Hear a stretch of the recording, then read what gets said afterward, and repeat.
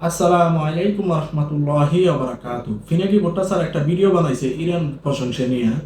পুরা মুসলিম জাতির একটা শিক্ষা দিয়া ছাড়ছে ইরানে। ভিডিওটা দেখেন, তারপরে বুঝতে পারবেন। কোরআনের একটা করে আলাদা আয়াত তেলাওয়াত করা হয়েছে, আর দেখেন কিভাবে প্রত্যেকটা রাষ্ট্রকে তার প্রাপ্য অনুযায়ী বার্তা দেওয়া হয়েছে।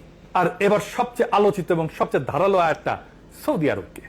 যখন সৌদি প্রতিনিধি দল কফিনের সামনে আসলো, তখন পড়া হলো সূরা আল ইমরানের 13 নম্বর আয়াত, বদর যুদ্ধের আয়াত।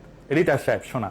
قد كان لكم آية في فئتين التقتا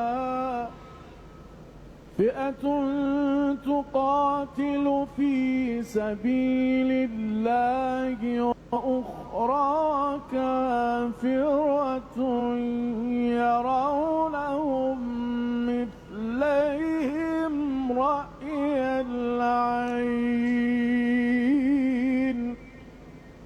والله يؤيد بنصره من يشاء।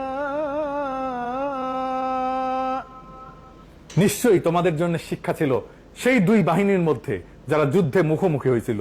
এক দল আল্লাহর পথে যুদ্ধ করছিল, আর অন্য দল ছিল অবিশ্বাসী। নিশ্চয়ই এতে অন্তর্দৃষ্টি সম্পন্ন মানুষের জন্য শিক্ষা রয়েছে। ভয়ঙ্কর খোঁচা। বদর যুদ্ধ, যেখানে ছোট্ট একটা মুসলিম বাহিনী বিশাল শত্রুকে হারাই দিছিল, আর বদর হয়েছিল আজকে সৌদি আরবের মাটিতেই।